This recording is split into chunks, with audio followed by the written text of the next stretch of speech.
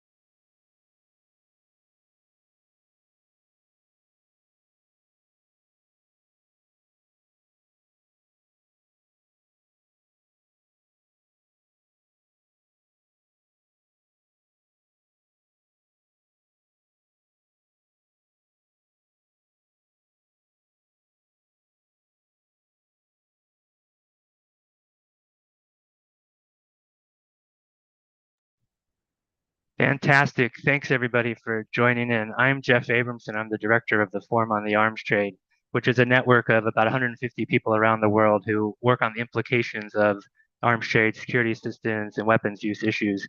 We're now in our 10th year. We're a fiscally sponsored project currently of the Center for National Policy, where I'm also a senior fellow. Really delighted that you all could join in. You won't see me for very long, but I'll be kicking us off, starting with a little bit about the admin of this meeting, how it will work, and then a little bit of framing before I turn it over to Elias Yusuf to kick off with moderation. Um, as a little bit of admin, I think a lot of us have been in Zoom meetings over the years, but please put your questions in the Q&A. The Q&A is open for everyone to see. You can upvote the questions that you're most interested in. We also have the chat enabled. The chat is really to allow audience members to talk amongst themselves. The panelists won't be moderating the chat. As long as it stays respectful, we're really happy to have people share ideas and thoughts there. I will probably also put some things there, but really for the panelists, it's too hard to also watch the chat, so they will be paying attention to the Q&A. And at the end of this session, please, you will have a survey pop up. It's very quick. If you could fill that out to just give us some feedback so we can continue to make good events. This is a bit of framing. This is the first of 3 sessions of the Forum's annual conference.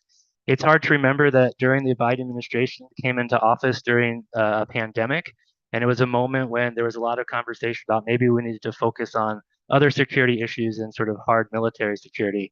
And pretty quickly in the administration, he also withdrew forces from the United States. It seemed like there was a movement and a moment to end endless wars, that there might be a shrinking of the arms trade, a different approach, but also relatively quickly, Russia invaded Ukraine. There was this rapid flux of weapons sent to Ukraine, and then this effort to really ramp up production.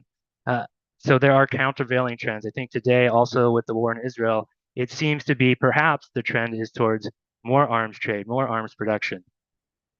Through the 3 different panels over the next 3 days, we'll also be looking at, well, is there a countervailing trend, or is there a movement towards restraint or a possibility? And today's session is going to focus on US law, because there is a great deal of US law and policy that one might think would impact on the provision of weaponry and perhaps restrain it. So I'm going to try to do in 3 minutes an overview of US law, and we'll see if I can do it. But there's law and there's policy. I think a lot of us globally, the most well-known sort of U.S. law are the Leahy laws, which bars the United States providing assistance to foreign military units that have committed gross violations of human rights, such as torture and forced disappearances and so forth. Todd Blaha helped administer that program, and I have some insights into that. Uh, that is a limited law. It also allows for some remediation, but there are other law that is even older than Leahy law, which enshrined in sort of the Foreign Assistance Act and the Arms Export Control Act, which are kind of the controlling laws within the United States.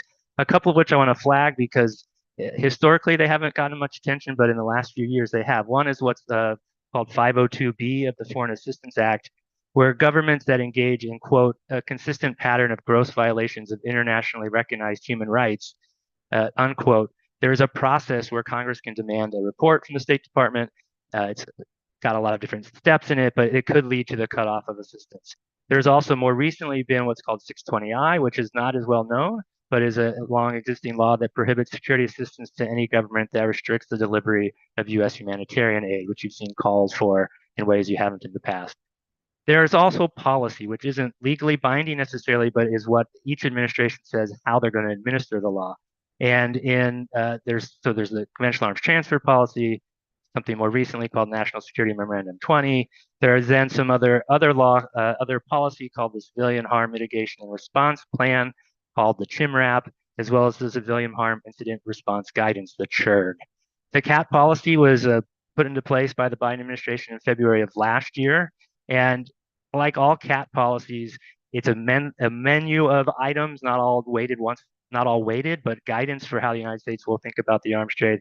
And it included more likely than not standard that weapons wouldn't be transferred if they would be used to facilitate the commission of or aggravate a certain violation. So this more likely than not idea is kind of fed into what became the National Security Memorandum 20, NSM 20, which came out in February of this year, that didn't create any new law, but meant to sort of empower and require that states receiving U.S. assistance would confirm that they would live up to U.S. law and international law, as well as follow 620I. And it required, as many of us have been following, 45 days to report that they would do that, and then after 90 days for a report to Congress. There was a lot of attention to this when it was provided on May 10th. Very quickly, the CHMR-AP and the CHIRG. The CHMR-AP is a Defense Department policy from 2022 that really tried to elevate concern about civilian harm where the U.S. government conducts military operations as well as its partners. The CHIRG is a State Department guidance that is not public. The best we have is sort of information from the Washington Post, but is in that similar vein. So that set of policies and laws is kind of a frame for the conversation. I don't know if I made it in 3 minutes, but I'd love now to turn it over to Elias Yusuf at the Stimson Center to lead this conversation, and I'll turn it over to you, Elias. Thanks a bunch.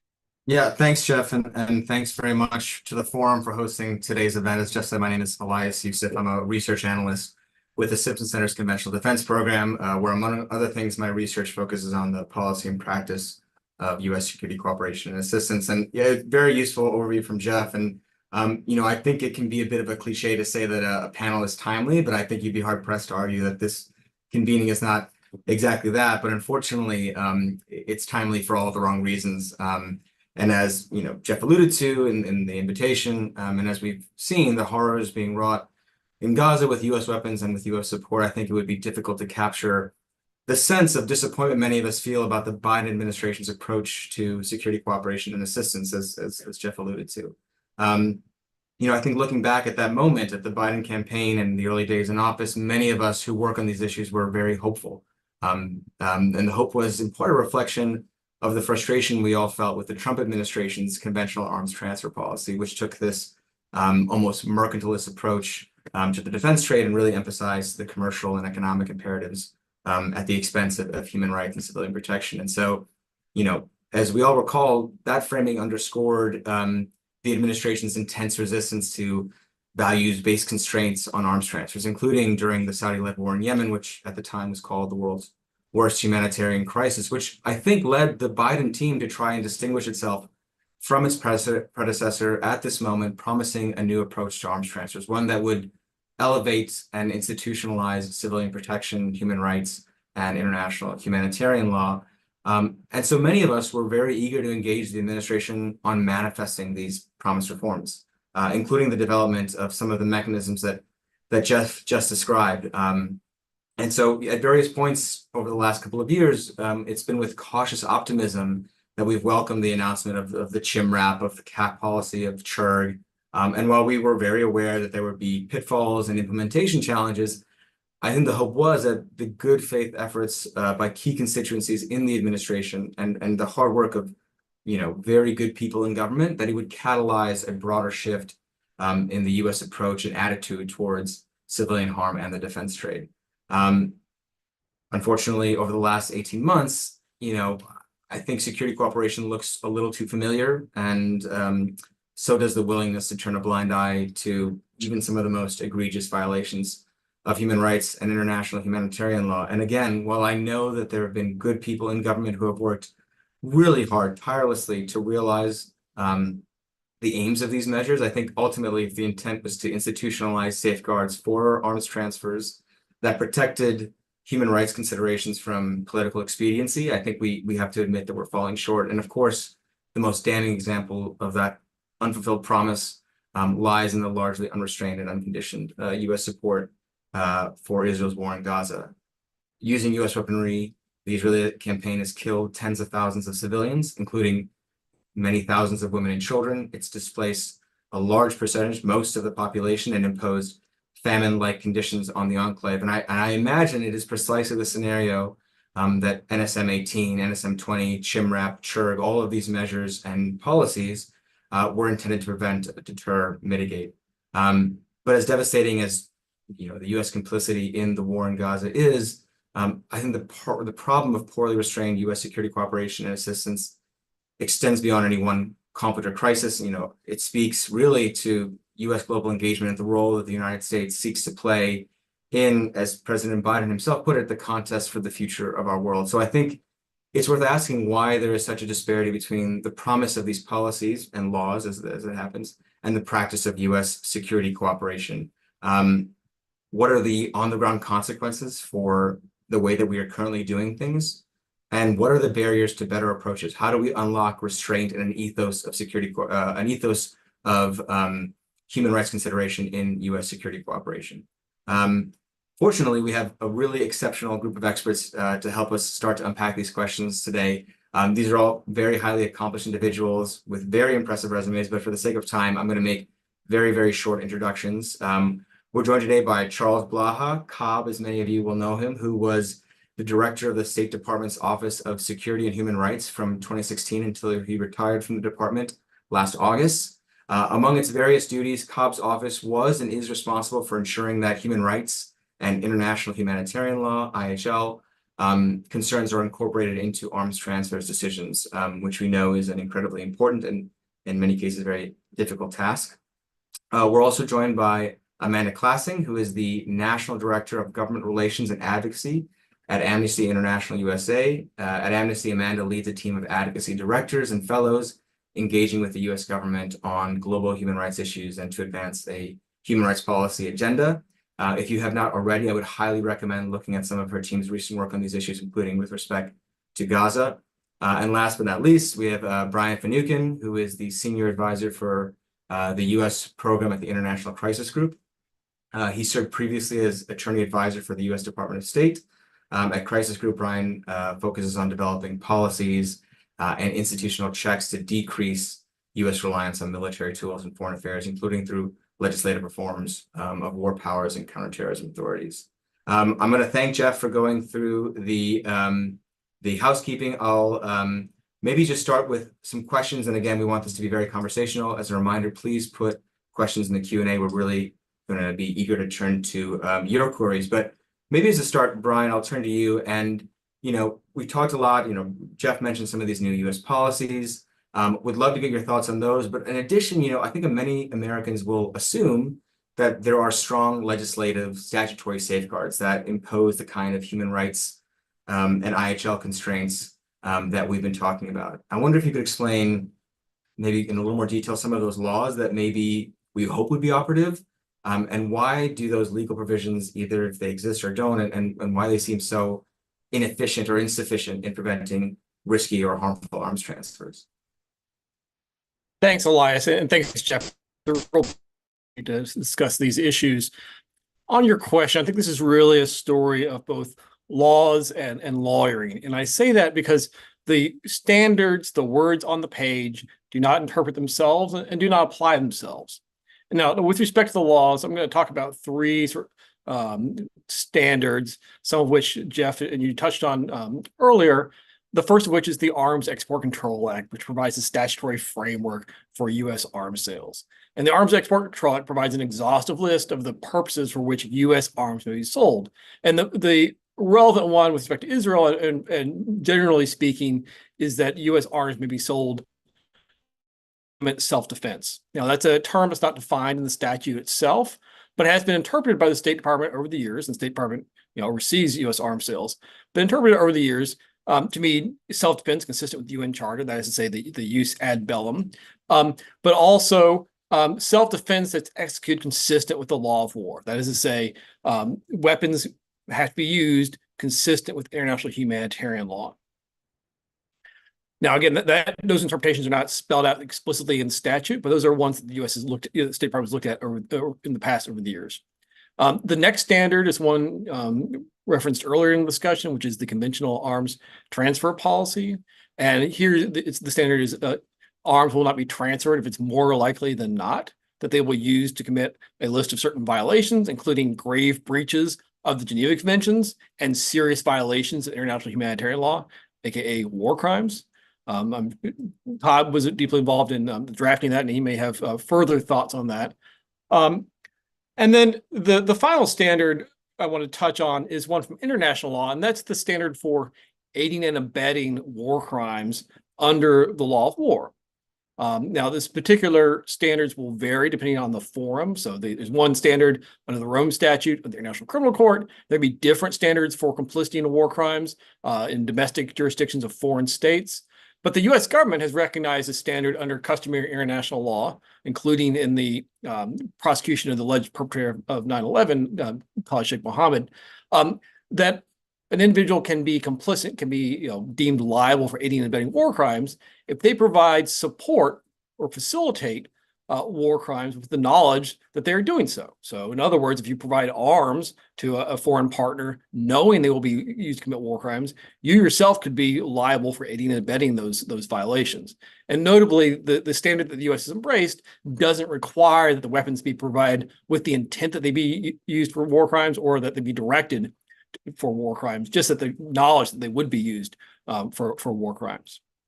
Now, as for why these standards don't have much teeth, there's a few explanations for that. One is, I said, like the Arms Export Control Act, it's the gloss and interpretation of legitimate self-defense is not codified, and so there's a lot of open texture to the statute.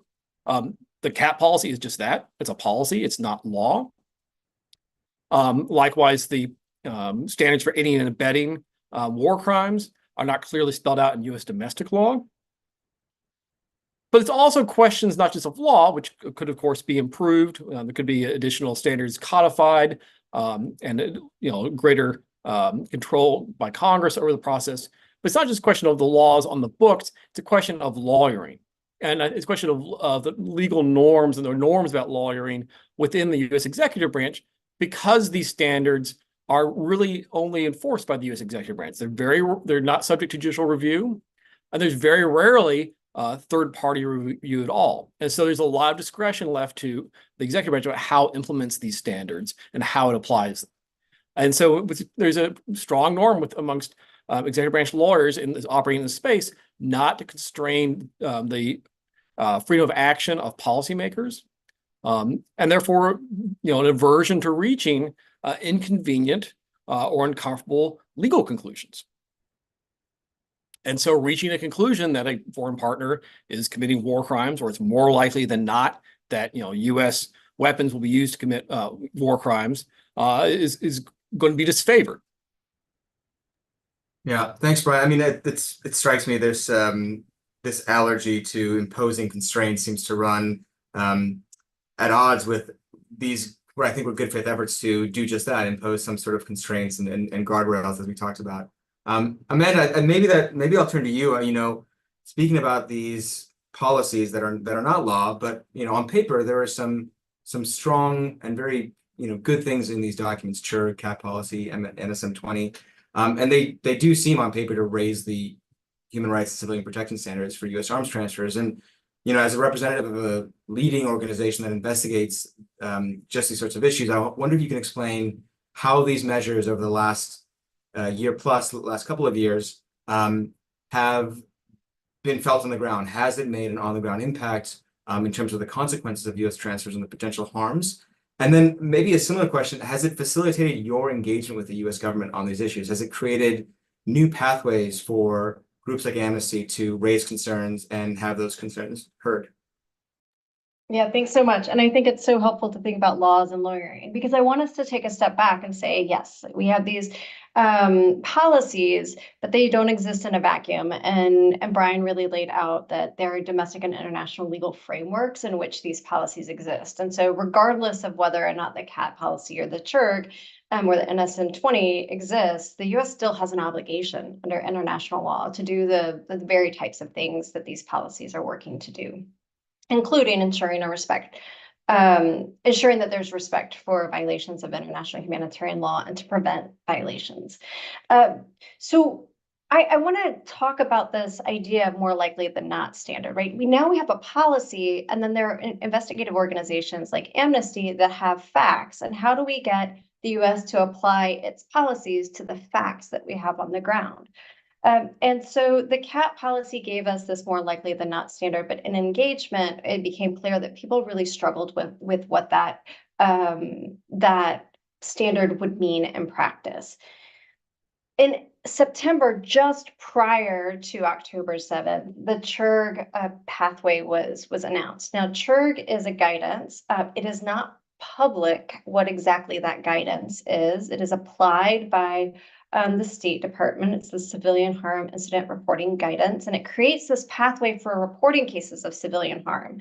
Now, civilian harm mitigation would fall under kind of international law requirements, but it isn't the same thing as determining whether or not a violation of international law has taken place, right? The definition of civilian harm that the US government applies is slightly different than whether or not there was a war crime. More than slightly different. But all of a sudden, there became a process by which our information could get into something, right? What that something is, we don't have a lot of visibility over, but all of a sudden there was a way that our information was going to be analyzed within a framework, and we had some sense that that framework would include a more likely than not standard. The Leahy portal, which is not what we're discussing today, but Charles, I'm sure Cobb can talk about this, was created just a few months even before the CHIRG process. So the Leahy law existed for a very long time, but having a place for information to go, right? That is sometimes a big challenge of a policy, is what is the process in which NGOs can actually engage and activate that policy. And so there was a way where you could just put information into a form. And all of a sudden we had the CHIRG. You could put information into an office, but the big question is, then what? What happens next? Is this under investigation? Has the determination been made? Has the security partner been contacted? Is there more information that we can provide? Is there more information that they can provide back to us? And so that lack of transparency was a challenge for organizations like Amnesty. And along came the NSM-20 process. And we can dig in further. It distinct from the other processes, including the assurance step, where cabinet level conversations were happening about assurances. But one thing that was told specifically to groups like Amnesty is that this was going to be more transparent. This increases transparency. Where that transparency would be seen or felt was in the report to Congress, right? There was a report that was required where all of the organizations, humanitarian and human rights organizations that had documentation, could submit information. We have the CHIRG process, we have the CHMR-AP, we have all of these processes, and the State Department would give an assessment about whether or not governments, particularly the first 7 that were analyzed, for 7 governments that were found to be in conflict that received US assistance, were they in compliance with their assurances that they provided. So this was the moment to see whether A, there was transparency, and B, a real application of these policies towards the intended outcome, which was to ensure compliance with international law and reduce civilian harm. And so that's where, a little less than a month ago, we see a report where despite the information being provided, the US could not make determinations whether international humanitarian law violations had taken place. And so your question about what is the real impact, and I think it's a mixed bag, because there have been these announcements, including from the president himself, about suspension of 2,000-pound or 500-pound bombs. Now, the reason why he gave that suspension, he said, is because a red line related to Rafah and not related to these policies that he and his government have put in place. But it does seem to suggest that the information being provided, that these weapons cannot be used consistently in certain contexts, we're breaking through somehow. And yet at the same time, in the same week, we're getting reports that there's a $1 billion weapons package being prepared. And so what is actually the impact on the ground is yet to be determined, because we haven't seen the broad suspension of weapons, in particular in the context of Gaza, that would be consistent with what these policies are calling for. The question about the engagement, however, absolutely having processes for putting our information into a process where there is an engagement with the US government. These have all been opportunities to raise concerns about international humanitarian law violations, ensure that our information is being shared in a way that it is put into a process, and the CHIRG is actually is a knowledge management process as well. So it will be recorded for future kind of reference as weapons packages are put forward. The other way that it has increased our engagement with the US government is because they're building the ship while it's sailing. And so a lot of engagement went into the creation of the processes, consultations about these processes, how they're running, how they're going. That is very frustrating. To be building a process that is fit for purpose for 5 years from now, 10 years from now, at the same time that the need is at the most acute for the application of these processes. So that's been a real challenge. How do we engage on building something when actually what we just want is for it to be applied in this exact moment to prevent the further death and destruction that we are seeing? So I'm happy to dig in more, but I wanted to kind of take that broader step back and say, yeah, engagement's been better. Have we seen the impact that we want? No, not at all. Yeah, it sounds as though there's these really important structures that are being built that we're hoping will deliver that impact at some point. But the frustration that you're working and you're delivering that information and not seeing a result, I can certainly imagine. And maybe Cobb, I might turn to you just a little bit on this. Kind of going off what Amanda just said from the outside, I think there is a little bit of confusion as to how these new safeguards have altered the day-to-day processes or approaches to arms transfers, and maybe a degree of skepticism as to how meaningful these mechanisms can be given sort of entrenched political views on security cooperation and the persistent if we don't sell, somebody else will mentality. Well, I'll spare everybody my spiel on that. So maybe if you could kind of walk us through, what has changed upon the arrival of these instruments? Do you think decisions are weighing human rights more appropriately and IHL more appropriately, or are there more robust conditions being put in place? And realizing that you've been out of government since August, maybe walk us through what you see happening right now and how it's manifested. Yeah, well, first of all, Jeff, thanks for this forum, and Elias, thanks for moderating. When the Biden administration first came in, I would agree with the other panelists and with what you said, Elias, that hopes were pretty high. First with Saudi Arabia, which there had been virtually no restrictions on Saudi Arabia. There were all of a sudden a pause on offensive air-to-ground items, and the CAT policy, even though it didn't come out until February 2022. I could feel pretty quickly that there was a difference.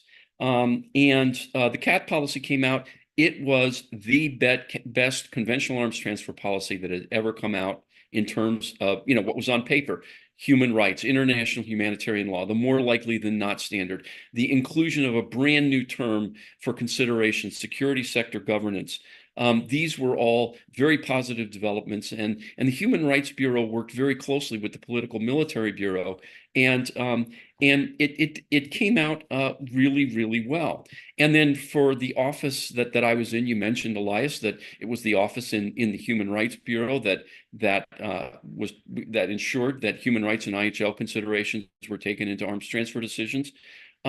We got a senior advisor for arms transfer, something that we had needed for a long time. That the senior advisor got a team, and then in sort of the trenches, we were beginning to see some results. Now, the Leahy laws do not apply to arms transfers because arms transfers are deemed to be commercial transactions and not assistance.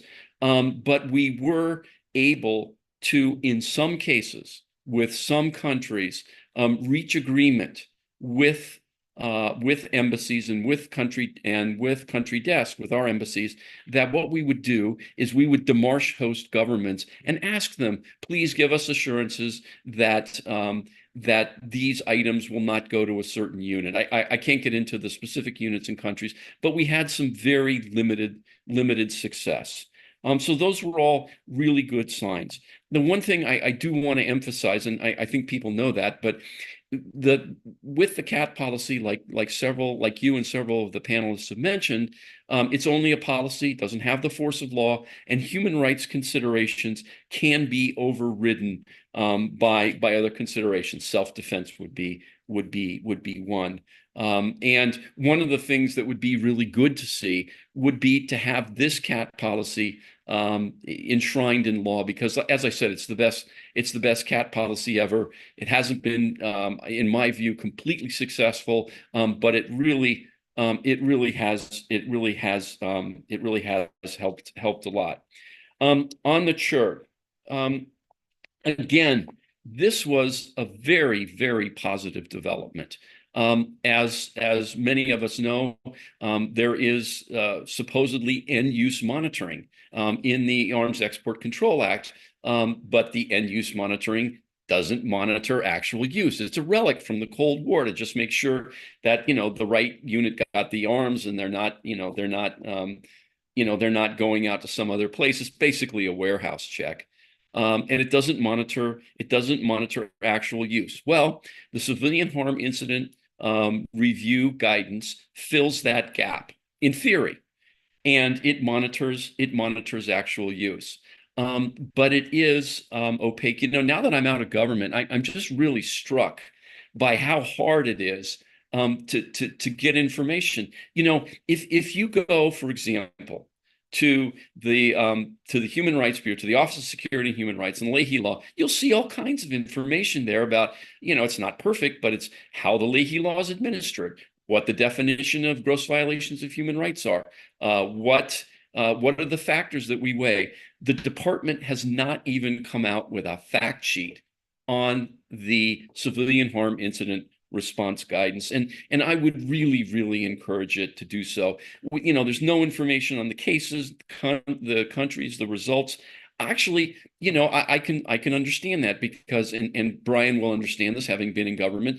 It's legitimate to some degree to protect internal deliberations, but the civilian harm incident response guidance is such a black hole that it would really help if the department put out some information. The way the process goes, writ large, is that when there's an incident, people in the group, and generally the people who would be included would be the Human Rights Bureau.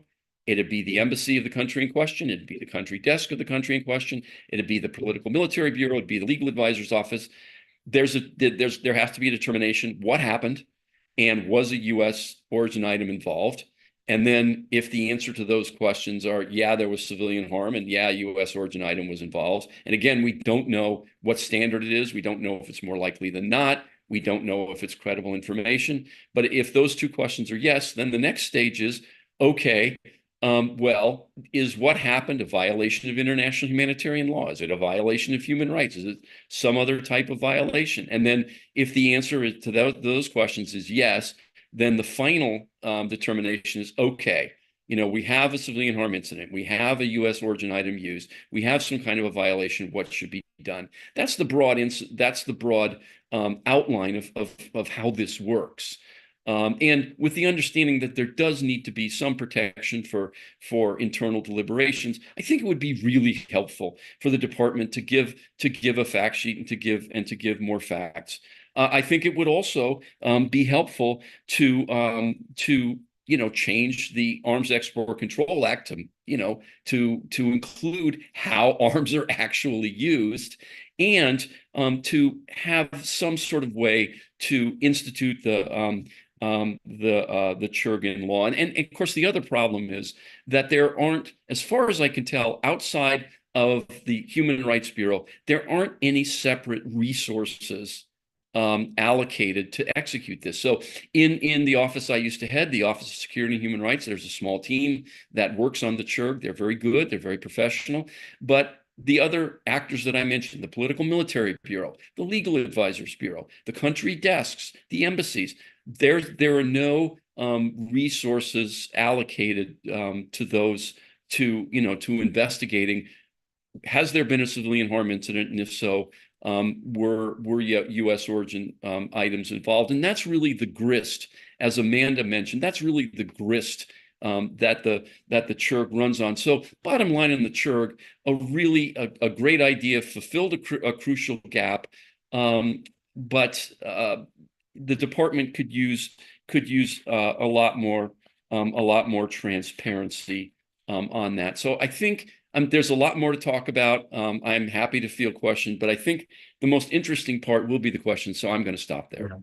Well, thank you, Charles. Cobb, you've made a mistake, and you've mentioned transparency, which always gets me speaking. And I think it was one of the big issues that the NGO community raised was it'll be very difficult to give credit to the administration for successes if we don't know about them. And so from the outside, when we were trying to appraise this and make comments about its efficacy, without that level of transparency and maybe some way to square the circle of balancing national security and deliberation considerations with explaining to civil society and the American people how choices are being made, I'm sure there must be a balance that could be struck there, because as you say, there may be successes that we're missing, and we're only seeing the flagship shortcomings, which doesn't do service to the good people that are working on these issues. Brian, I'm going to turn to you. So speaking of some of those the challenges and maybe some of the risks here, as we understand it, towards the end of the Obama administration, there was some concern that individuals within the administration, individual members of the administration, could face legal jeopardy for arms that they were greenlighting or agreeing to or licensing for Saudi Arabia. And it's recently come up again in some conversations. I'm wondering if you could speak a little bit about what those concerns look like, and do you think they may have bearing today in terms of whether it's transfers to Israel or any other country that may be engaged in behavior that may violate international law? Sure. Of course, I can't get into any deliberations during my time in government, but what I can say is that, setting aside the unique domestic politics relating to U.S. Israel policy, there are a lot of parallels between the situation in which the U.S. was arming Saudi Arabia during its military campaign in Yemen and the current situation in Gaza, which is that you have a longstanding security partner for whom there have been longstanding concerns about law of war compliance, and the U.S. is providing unconditional arms transfers during the course of high intensity operations in which there have been numerous credible allegations of law of war violations and numerous credible allegations that U.S. weapons were used to commit law of war violations, some of which may well amount to war crimes. And so the fact pattern at a high level of generality is similar. But also some of the relevant legal considerations, including with respect to aiding and abetting under international law, which I discussed earlier. There's a significant wrinkle here, however, which is that there is an international court, international criminal court, that has jurisdiction over this conflict in a way that was not true in Yemen. And so, we've seen the prosecutor from the International Criminal Court just recently submit applications for arrest warrants against two senior Israeli leaders of the state to whom the United States is providing arms that are currently being used in this conflict. And the International Criminal Court also has jurisdiction over aiding and abetting offenses. And so I think there's a real concerns. And taking a few steps back, even apart from International Criminal Court, there are countries around the world that have universal jurisdiction and that prosecute foreign perpetrators of atrocity crimes if they come into their territory. And so it is perhaps a remote likelihood in the near term, but not impossible to imagine that down the road, U.S. officials involved in facilitating arms transfers to Israel or, frankly, for Saudi Arabia in the past might face, legal exposure if they travel abroad. You can't rule that possibility out. And I think that's, going to become more true as norms around accountability and legal regimes relating to universal jurisdiction are strengthened over time. People have long memories when it comes to atrocity crimes. Yeah, thanks, Brian. That's fascinating. I wonder, I'll follow up on that question in the Q&A for a second, but I'm going to turn to Amanda because I think this is sort of related, in terms of logging and looking at exactly the sorts of violations that might trigger some of these concerns for the U.S. government. Amanda, I've been in rooms with you when the U.S. government reiterates how much it relies on information from civil society and for organizations like Amnesty to inform its transfer decisions. And you mentioned this in your own remarks. And I think this is especially true, as you mentioned, with the CHIRG and even with the CAP policy. So that's great. I'm glad that there's that engagement, but obviously this places a big burden on NGOs. And in my mind seems to some degree overlook the extensive intelligence and investigatory resources available to the U.S. government who ought to be doing some of this themselves. I wonder if you can discuss for us or just let us know a little bit what kind of demands this poses or places upon civil society, and how effective you found the information sharing ecosystem to be so far, which I think you touched on a little bit in your previous answer. Yeah, thanks so much. And I think this really feeds into both something that Cobb and Brian were saying. One is this is where you start to get from laws and lawyering, so how the information is used. And then also, as Cobb was saying, in-use monitoring is not really in-use monitoring, right? The U.S. government has not invested in the investigative mechanisms required to ensure that its weapons are being used consistent with international law. And so we have the U.S. sending billions of dollars of defense articles abroad. And then the capabilities for actually tracking how these weapons will be used is negligible. And really, they are relying on NGOs and open source reporting. Even to initiate investigations within the CHIRG, there's not an investigator that's out there and is seeing different incidents take place and then initiating an investigation. No, they are reliant on information coming in either from journalists, from NGOs, or otherwise in order to initiate an investigation, as far as we understand. And we know just because of the NSM-20 process, for no other reason, we know that there are 85 incidents currently in the CHIRG related to Israel's use of U.S. weapons in Gaza. But those are all from, as much as we can understand, cases that are submitted by organizations like Amnesty. So what does it mean to be able to put together a case that is credible and reliable? So it's a massive problem in Gaza in particular, because this is a closed conflict setting. It's closed to international fact finders and journalists. And so I want to walk through how we've documented our cases, and in particular, highlight the fact that there is an extraordinarily heroic person on the ground, a field worker in Gaza that is able to go to a location of an attack. They're able to take photographic evidence, they collect fragments of any weaponry, document who was killed, verify with witnesses or survivors. Then there's additional interviews that have to take place with the witnesses and survivors, analysis of satellite imagery, analysis of the weapons fragments. There's verification of the corroborating photos and videos that are shared online. And all of that then is there. We look to see whether or not the Israeli forces haven't made any sort of announcement that there was an operation that day and a legitimate military source. We provide an opportunity for a response by the Israeli forces. And then with all that information, we analyze whether or not a violation of international law has taken place or could have taken place or should be investigated as a war crime. So this is all very fact intensive, and that's the response that we always get from the U.S. government. We haven't come back to a conclusion whether international law has been violated because it's a very fact intensive process. One of the big missing pieces is what the Israeli forces say what happened. Was there a legitimate military source? Has there been an investigation that is a reliable investigation to see whether or not a violation has taken place?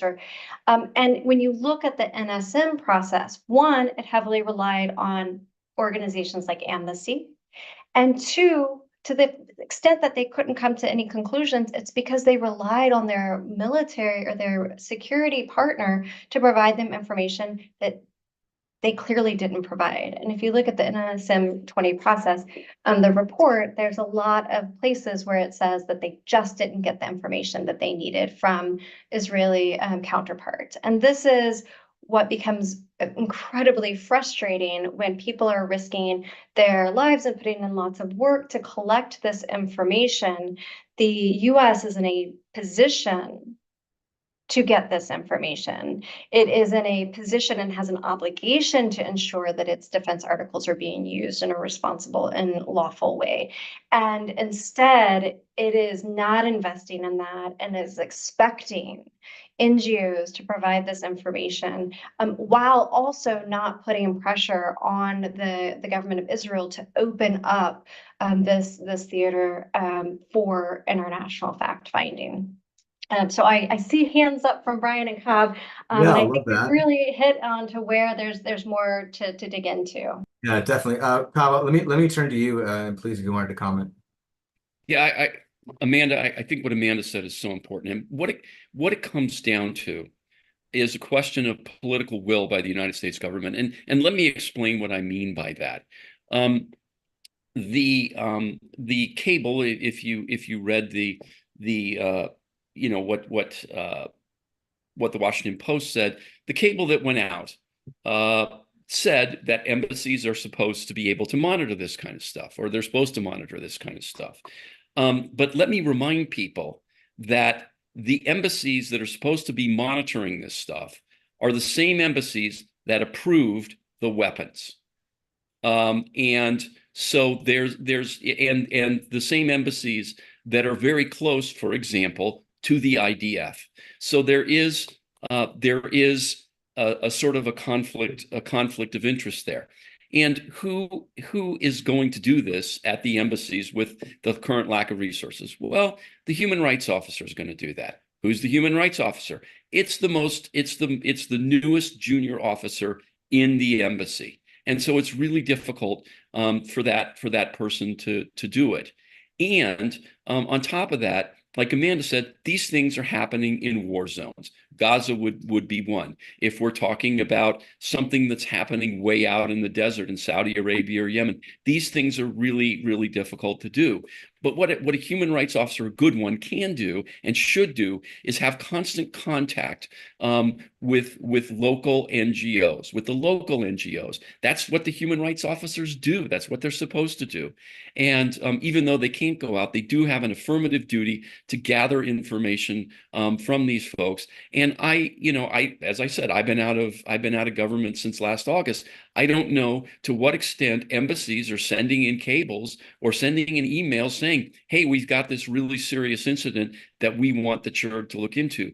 My guess is it's really minimal, if anything. And that's why it would be very helpful to have specific resources dedicated to this and to have the State Department state more clearly. And maybe if this were legislated somehow, it would be better to state more clearly that people at post have an affirmative duty to seek out information on this type of thing. Again, Amanda hit another really important point. The State Department report of the NSM 20 pretty much said that Israel hasn't cooperated in a lot of these things. Well, if a government doesn't cooperate, if there's an absence of information, seems to me that it's a fair inference that the government isn't cooperating, and that we should go on the information that we have. And if that's disfavorable to the government, then we should take action consistent with the principles of the CAT policy in suspending arms transfers. If that makes governments a little bit more forthcoming, that suspension can be lifted. But it really, really is a question of political will, and that's what really makes it so darn tough. Yeah, I may comment on that political will in just a moment, but Brian, please go ahead. Really excellent points by Amanda and Cobb, and I align myself with many of them very forcefully. I'll just elaborate further on something that Amanda raised. I really do find it disingenuous when the U.S. government, whether in the context of the NSM-20 report or elsewhere, says, well, we just can't determine whether specific incidents violate the law of war, or whether specific incidents involving law of war violations involved U.S. weapons. Okay, there's some truth to the claim that assessing the lawfulness of conduct hostilities is fact intensive and challenging, but it's not convincing when the U.S. government makes those claims when it doesn't even mount the sorts of investigations that Amanda's organization is conducting, that Human Rights Watch is conducting, that the Washington Post is conducting, the New York Times and many others are conducting. Moreover, the U.S. has resources far beyond those of media or human rights organizations. It's the U.S. freaking government. And so is this a collection priority for the U.S. intelligence community? How are you staffing this inquiry? And something that Cobb touched on, if the Israeli government is not providing information, which is the indication from the NSM-20 report, that could be a condition in the law of war assurances that the U.S. requires the Israeli government or other governments to provide in connection with the U.S. arms transfers. My understanding is the assurances that the U.S. received from Israel and other states were pretty bare bones. It just says, yes, we will follow the law of war and facilitate humanitarian aid. But you can make them more elaborate and actually much more robust by including provisions where the recipient of those weapons has to provide timely and complete information when asked by the U.S. government. Okay, was a U.S. weapon used in this incident? Give us the details. Give us all the information that will allow us to assess whether or not this was a lawful strike, for example. Yeah, thanks, Brian. A couple points here. One on something Amanda said. Oh, please, Amanda, go ahead before I jump in, please. No, and just to say, just taking this circularly, I mean, this is how all of these processes become so complicated, because all of this leads us back to the CAT policy, which is like, is this a context where it's more likely than not that there's going to be violations of international humanitarian law? If we can't actually get this information, we can't actually ensure that there has been any investigation, that there has been any accountability, then it takes you back to this policy where it's like, well, then it's more likely than not that these weapons will be used in a particular context that could pass the threshold of the 51% chance that they might be used in inconsistent with international law. So, we dig down into the processes, and then when you come back to the policy and it's still there that this more likely than not standard is likely being violated. Yeah. Please go ahead. And then just one real brief follow-up to Brian and Amanda. Look, when Israel hit the camp in Rafah, okay, within 12 hours or 18 hours, their spokesperson was up with maps and diagrams and an explanation of Israel's side of it. When they hit the World Central Kitchen convoy, they were up right away with their version of what happened. So this is something that if Israel wants to, they can do. Yeah, and I think, one thing that struck me over the last several months, and then really as we've been talking about this process, a lot of us in the civil society community and the research community have been very focused on the process and trying to get a better sense of the mechanisms and all the intricacies of it.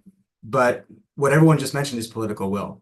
And at the very top, these processes can be very elegant even and very, well thought out, and they can have great intentions. But if there is a countervailing political demand at the top of government, especially for something like policy, which doesn't have the force of law, it's very difficult to achieve the outcomes that we're envisioning. And as Brian pointed out, there's a lot of lawyering even with statute, and that gives the most generous possible interpretation of the obligations that the U.S. government has with respect to the laws governing these arms transfers. Which I will just hit the transparency note one more time, which is what makes transparency really important. If there are failures of accountability and sort of the internal mechanisms, it's really important that civil society has the information it needs to act as that political weight and that political and to generate that kind of political willpower. I think to a degree that was happening during the U.S. support for the Saudi-led war in Yemen, and really, I think, catalyzed to some degree. I mean, this is long-standing efforts, but some of the successes that we saw with respect to the CHIRG, with respect to the cap policy. But really, the political will question is really important. I'm going to ask just one more question for you, Cobb, because it sort of touched on what we spoke about here. You have been in your role at the State Department, sort of the internal advocate for human rights and IHL within government during U.S. arms transfer considerations. I wonder if you could walk us through how human rights factor into the arms transfer process in practice. Like, what does this look like? And then maybe just as a follow-up, that just a secondary to that, how effective are these policies that are being developed when, as I mentioned, there are these countervailing political imperatives? What does that look like? I mean, is it sort of just gets escalated? Is it washed? Let me answer your second question first. And it's, when there are these countervailing policies, it's really, really hard. Okay. It's really hard. But one thing I tried when I was the director of the office, one thing I tried to instill was this idea that, look, if it comes down to a yes/no question on a transfer, and the only people on the no side of the Human Rights Bureau, guess who's going to lose? We are. So what we tried very hard to do, and we had some success in doing, was saying, well, we have this problem, so we will, so I told people, look for yes, if, yes, and, yes, but, look for reasonable conditions to attach to the transfer that will be very difficult to say no to.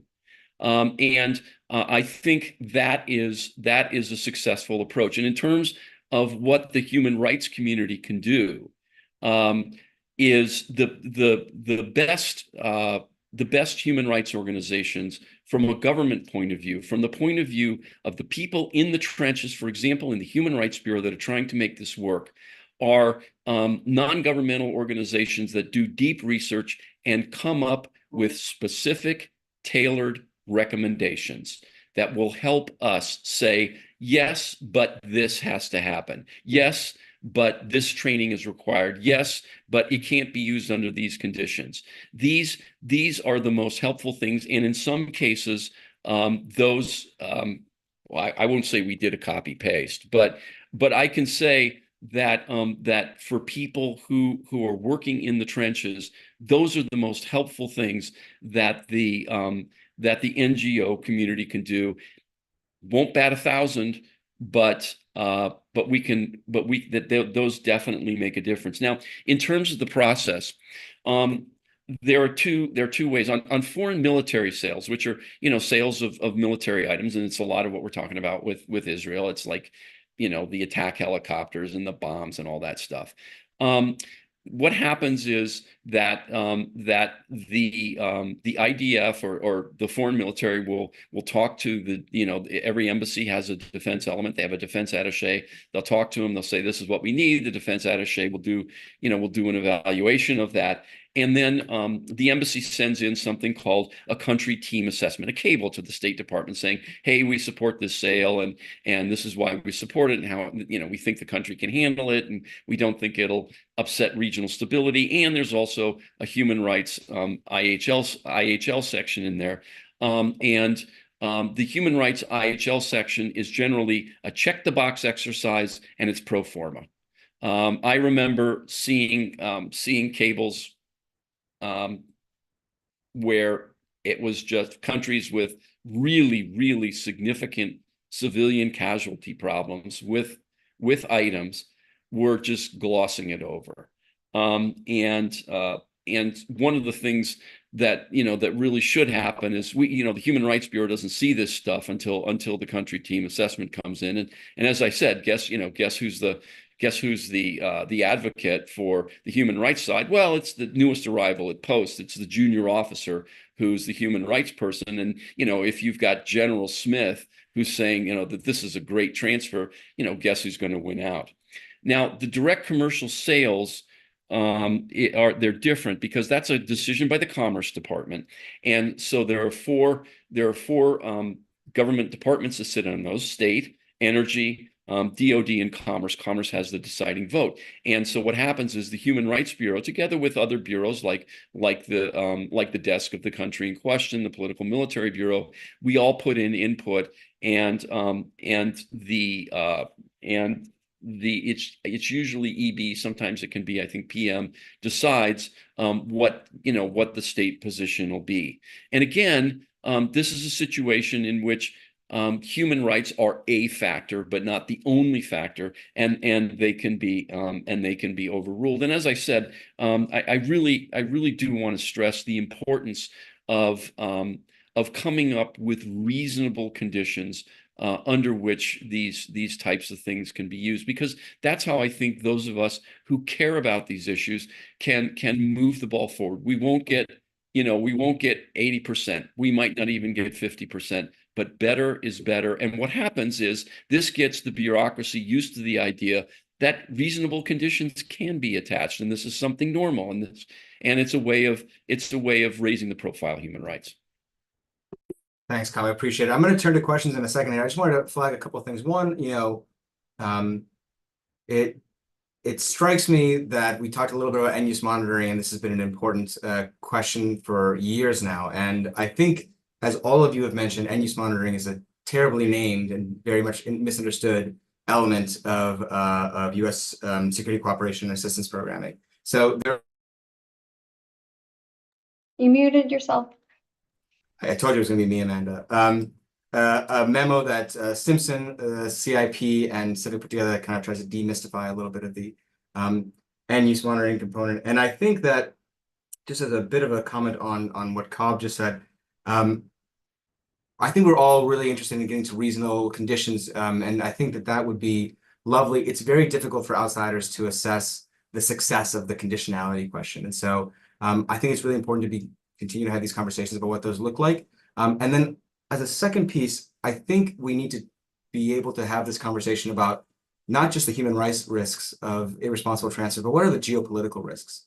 And I think we often overlook those and just kind of bifurcate human rights risks and sort of national security imperatives. But I think if you look through the national security strategy and all of those documents, and even some of the more academic literature that's coming out, there is a clear connection between these two, especially if the United States frames it as this, great contest between the rules-based order and something else. And I think that we often are very sensitive to the risks of saying no, but really very cavalier about the risks of saying yes to arms transfer. So would also love to, Cobb, it sounds like there's a good mandate for more research on this. That's the sort of stuff that Simpson does. So maybe we'll follow up on that. But let me turn to the Q&A here real quick. And the first one we have is, I think maybe, Cobb, this would be good for you, but really for anyone. Will the creation and staffing of the Civilian Protection Center of Excellence help address reporting and implementation issues that Charles raised? How will this work since the center falls under DOD and CHIRG falls under DOS? It's a great question. How do defense and state cooperate on improving protection of civilian and civilian harm mitigation? Yeah, so the COE, Cobb, I would love to, maybe if you want to take that, but everyone feel free to jump in. Yeah, I mean, the answer is that's to be determined. I mean, these things are still really, really new. And the answer is, I don't know. I'd be interested in what some of the other panelists have to say. Yeah, does anyone want to have a comment on the COE? Again, so for folks who don't know, this is part of the CHMR-AP. Oh, sorry, Amanda, your background. I can't see the hand raised. Please go ahead, Amanda. Oh. Amanda, are you frozen there? Okay.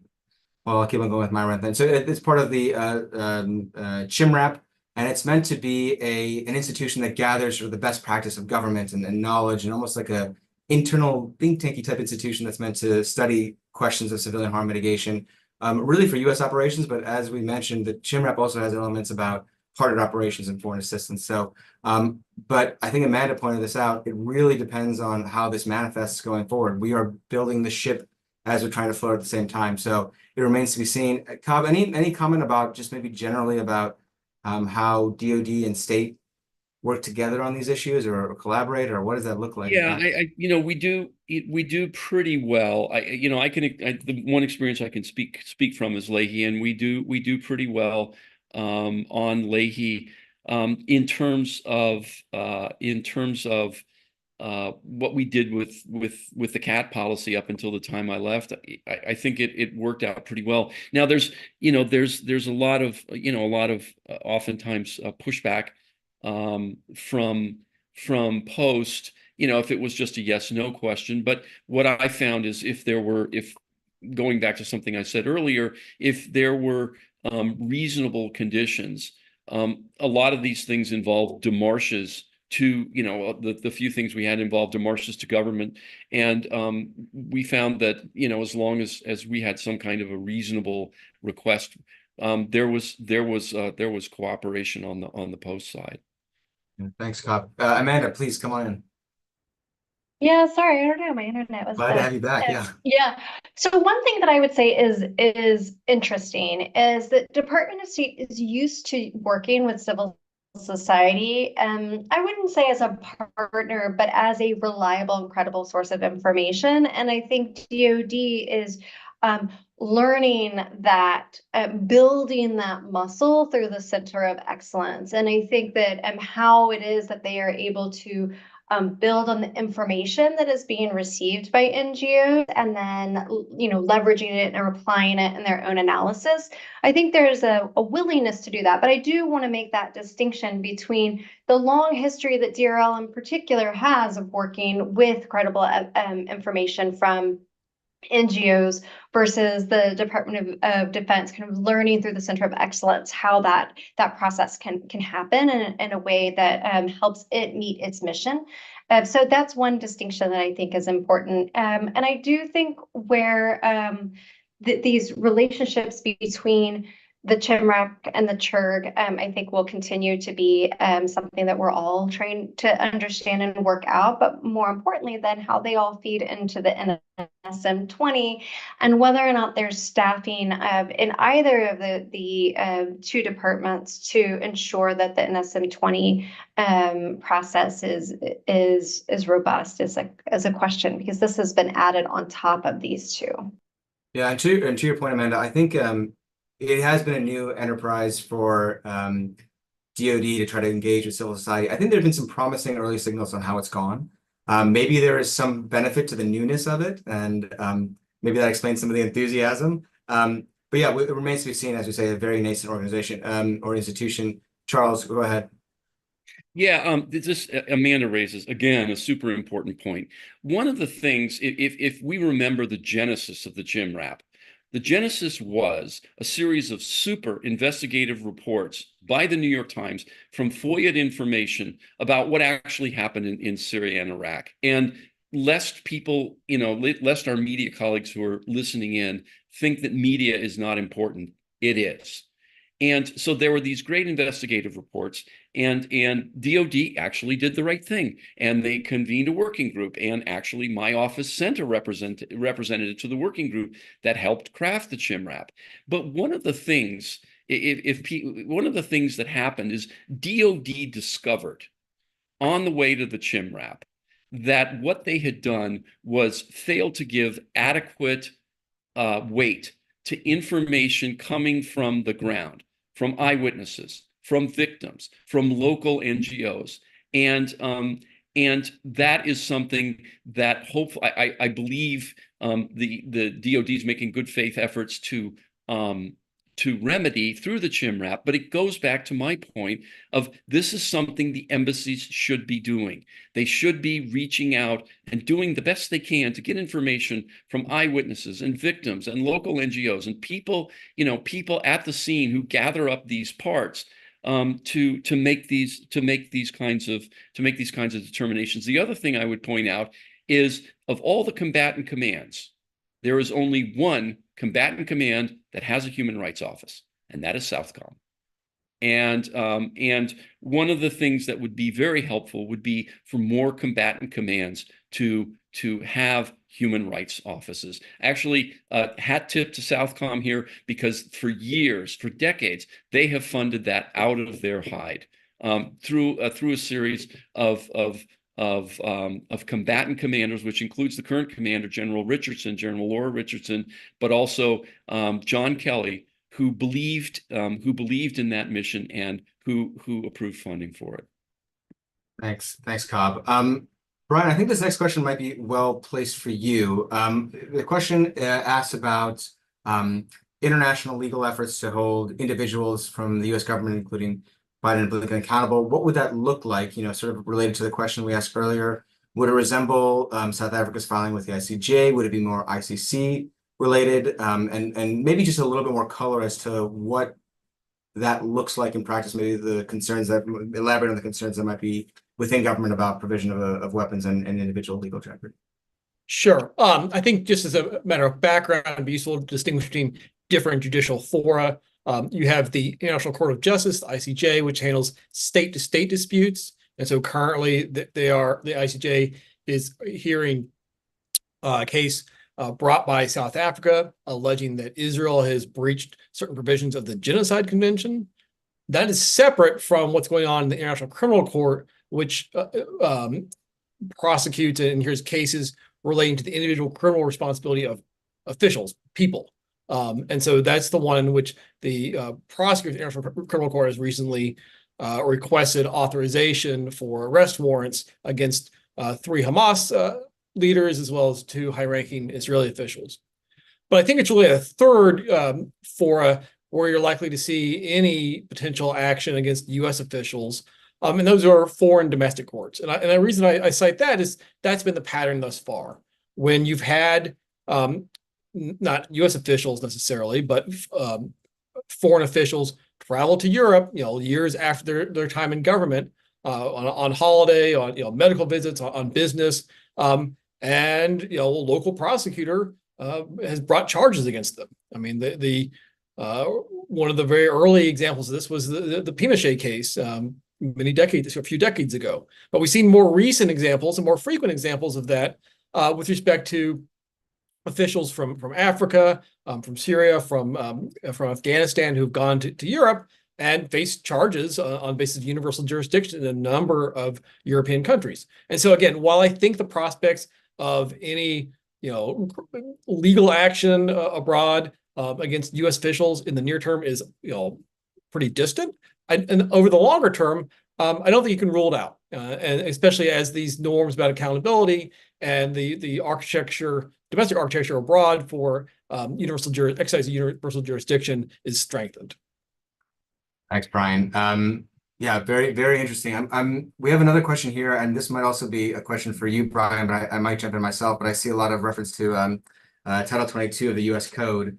Does U.S. law already require recipients of defense articles to provide information in response to a request concerning misuse? See 22 U.S.C. 275G. I don't know if there is. And to mention here, and just additional law. I mean, what sort of provisions are there in the law specifically related to misuse that you can think of?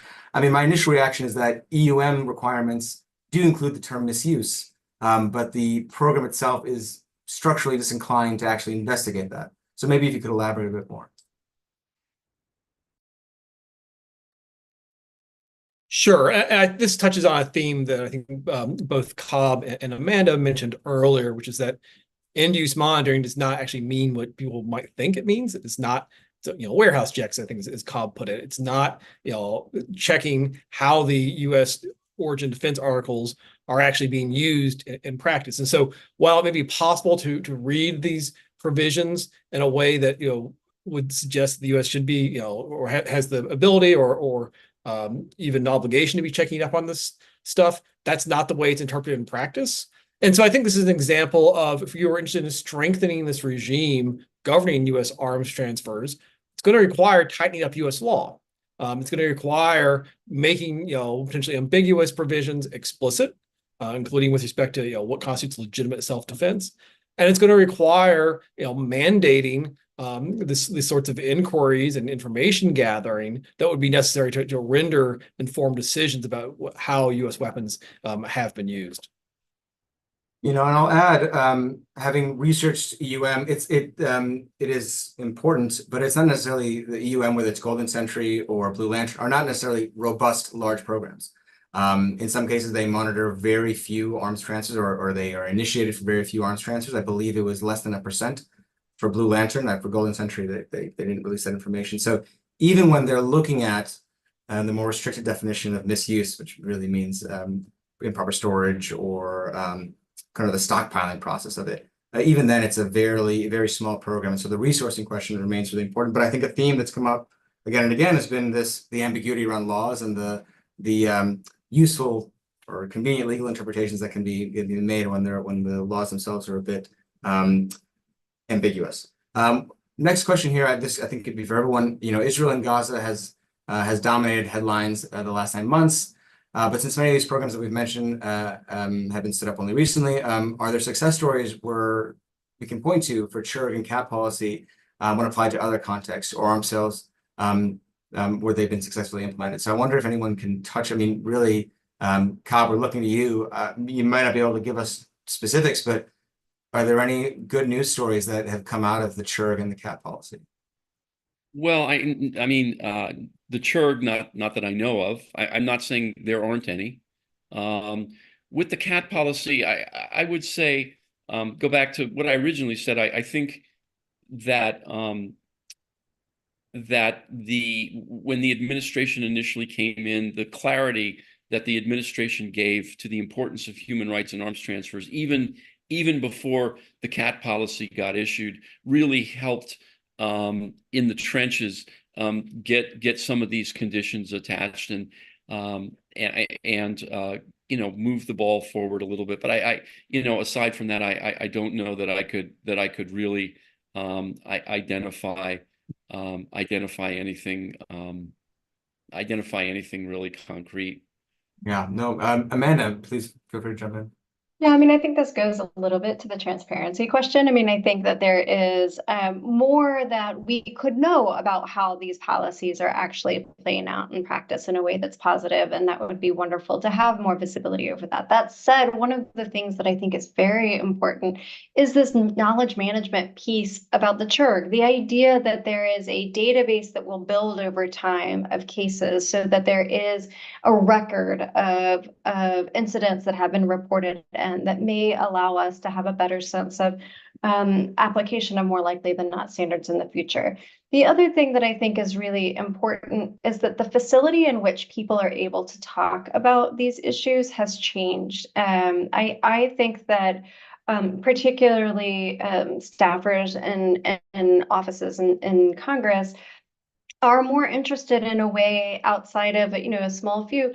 How do we talk about whether taxpayer funding is going towards the export of weapons that are being used in international law violations? I think that sort of facility of discussion is important, and the recognition that Leahy doesn't solve everything. I think there's been this well, we got Leahy for that. Well, yeah, we got Leahy for that.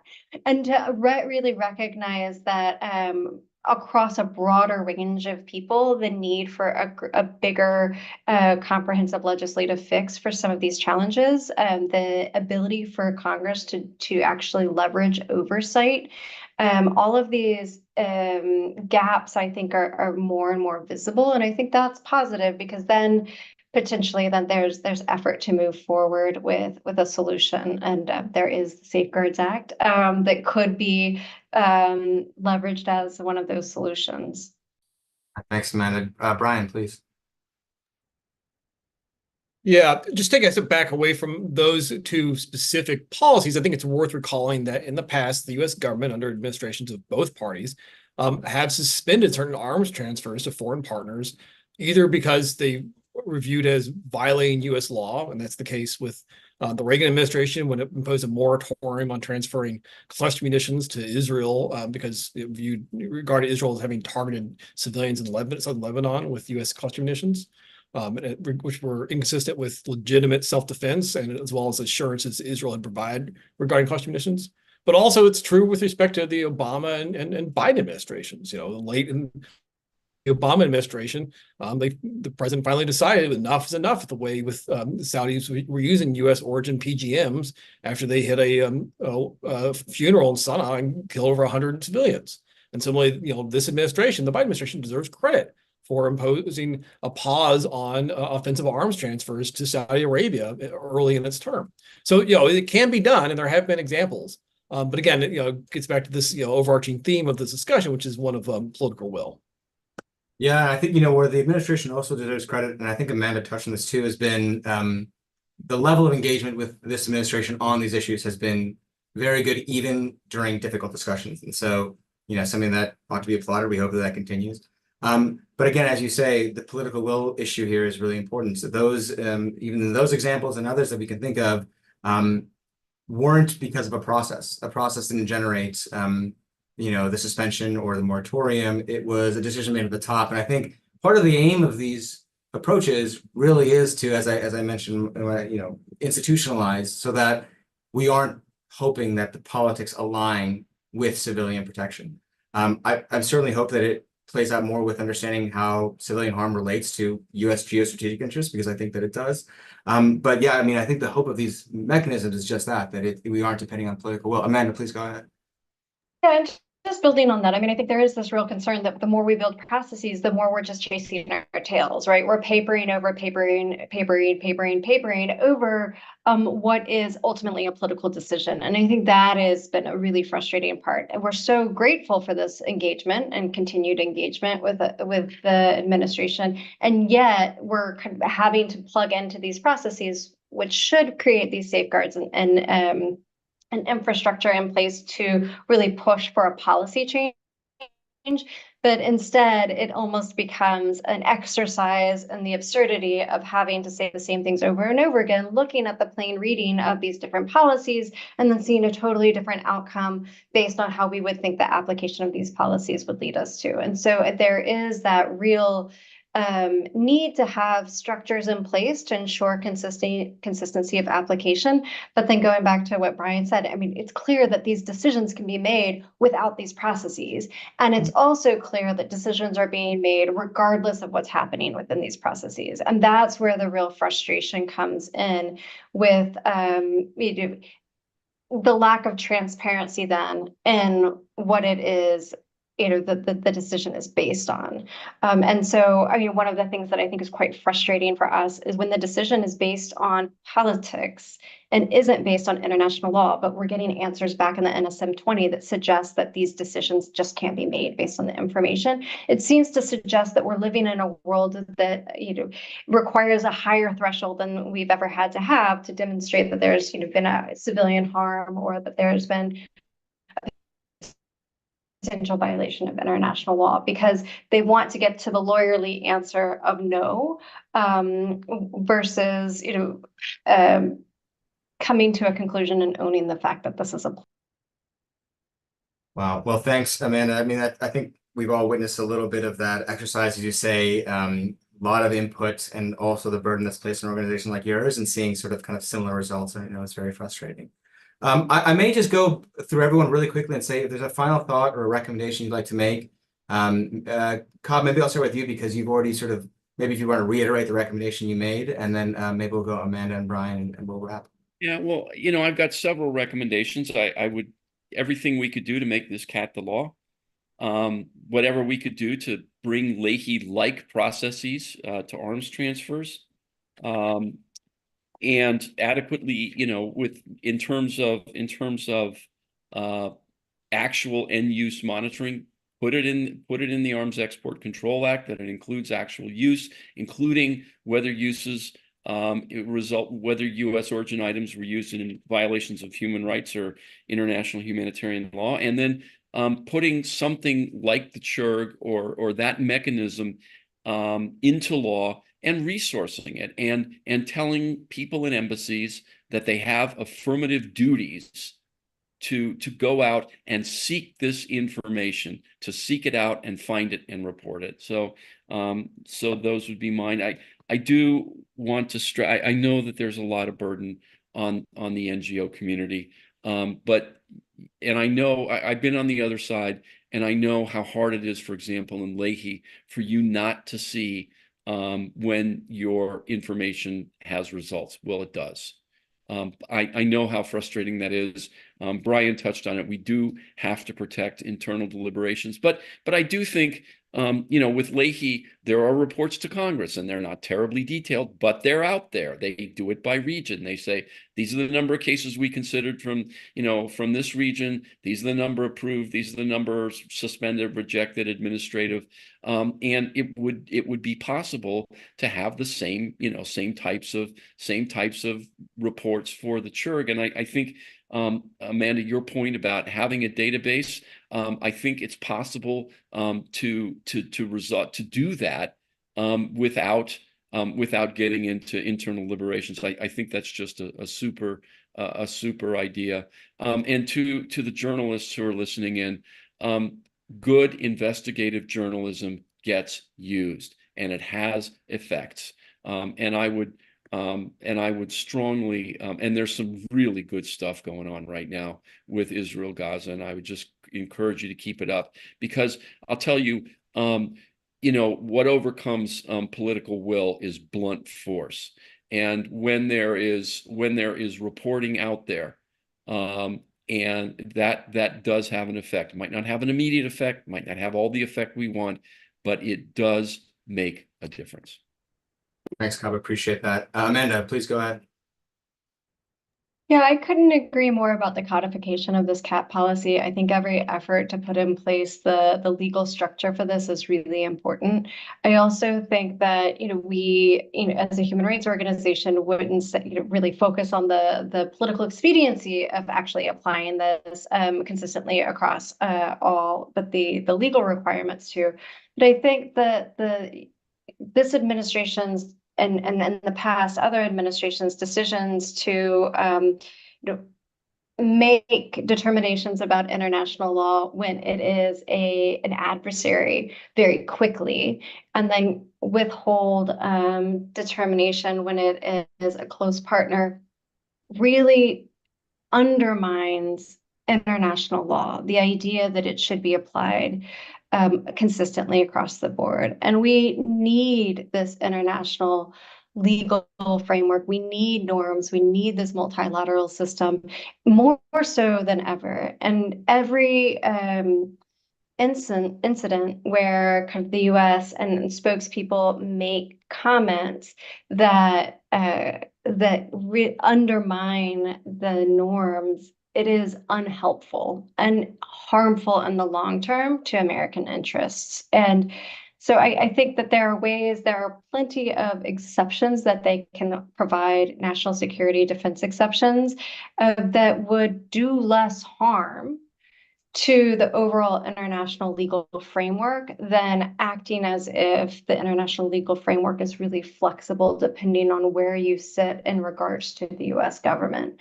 And so that would just be a real cautionary tale to the administration to apply more consistently its analysis of international law. And then finally, I just want to acknowledge the engagement at the staff level with all of the different departments, agencies, and the NSC that really have provided the sense that our research matters. I think that's really important and helpful, and we're grateful for that. And so continuing that engagement is important, even when we are critical of the overall outcome. Yeah, thanks, Amanda. Brian.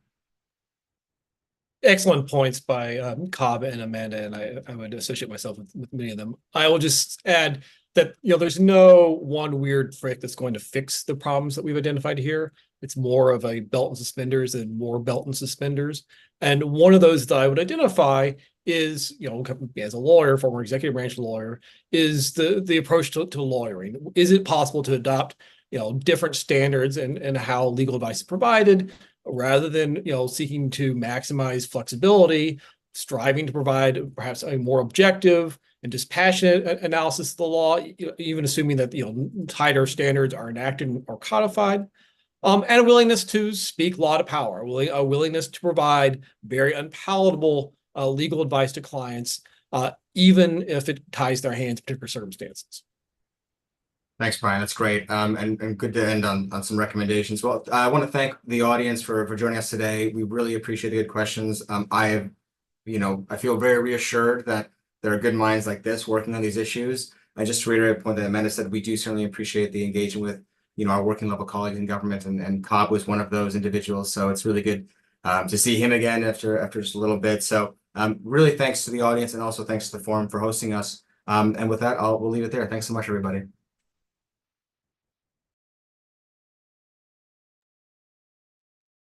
Thanks.